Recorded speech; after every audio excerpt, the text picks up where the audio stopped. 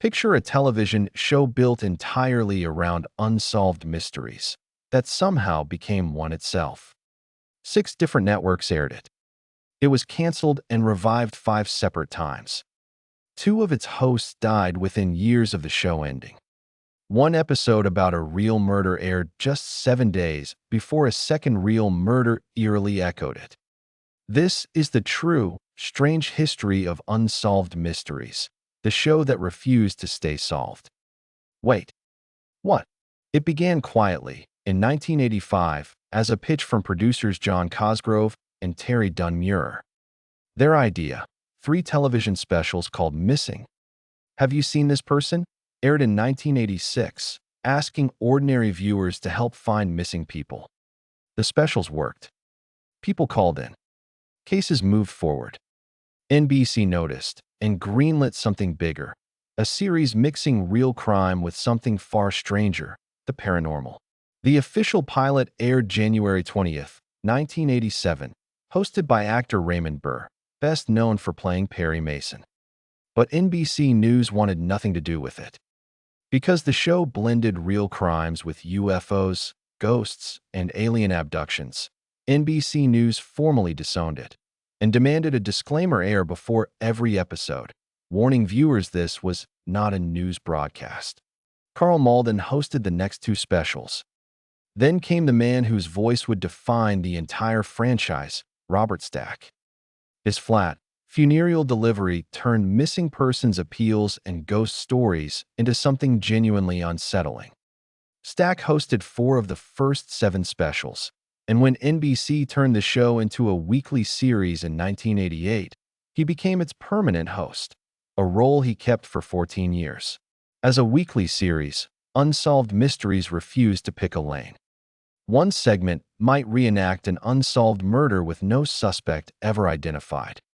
The next might chase a suspect who vanished without a trace.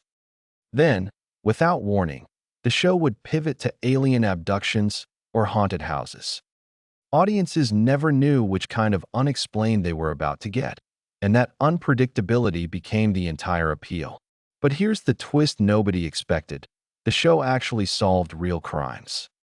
One episode featured chilling footage of an arsonist filming an unidentified house as it burned, narrating the fire in his own strange commentary.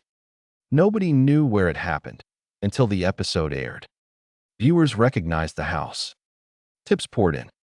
2 suspects were arrested because a mystery show got the video in front of the one person who knew the address. Then came a coincidence too eerie to ignore. On March 14, 1997, an episode reenacted the unsolved 1996 murder of rapper Tupac Shakur, featuring journalist Kathy Scott. That broadcast aired exactly 1 week after the murder of Biggie Smalls, another hip-hop icon, another case still officially unsolved today. A show about mysteries had accidentally aired in the middle of one of music history's most infamous unsolved tragedies. By the mid-1990s, though, the show's own fortunes were slipping. After the 1993-94 season, ratings began a steady decline. NBC moved it from its original Wednesday slot to Friday nights in 1994, historically a death sentence for any series. Viewers drifted away. The mystery show itself was quietly becoming a ratings mystery. At the end of the 1996-97 season, NBC finally pulled the plug after nearly a decade on air. But the story didn't end. CBS immediately picked it up for its 10th season, premiering November 13, 1997. Robert Stack stayed on as host. The show had survived cancellation once. It would not be the last time. CBS tried something new for season 11, adding actress Virginia Madsen as co-host alongside Stack, hoping fresh energy would reverse the slide. It didn't work. Ratings kept falling. On June 11, 1999, CBS canceled Unsolved Mysteries for good, after just 2 seasons and a mere 12 episodes. For a show that once ran for years at a stretch, 12 episodes felt like an ending nobody saw coming. Yet somehow, it wasn't over.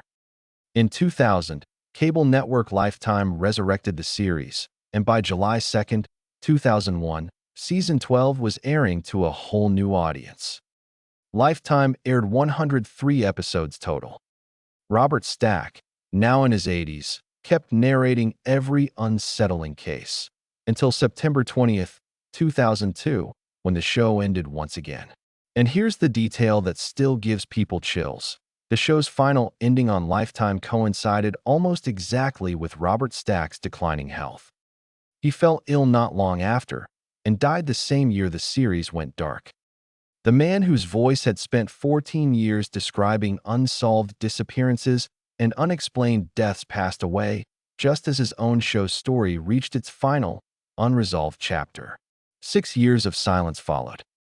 Then, in 2008, the network Spike brought Unsolved Mysteries back from the dead a third time on October 13th.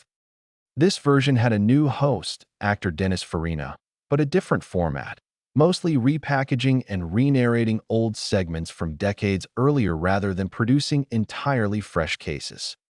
The mystery show had essentially started investigating its own archive. Farina ended up hosting 175 episodes under Spike, more than any single host had fronted before him. But by April 27th, 2010, the network canceled it yet again. That made it the third time this franchise had been declared officially over. And yet, somehow, that still wasn't the end of the story.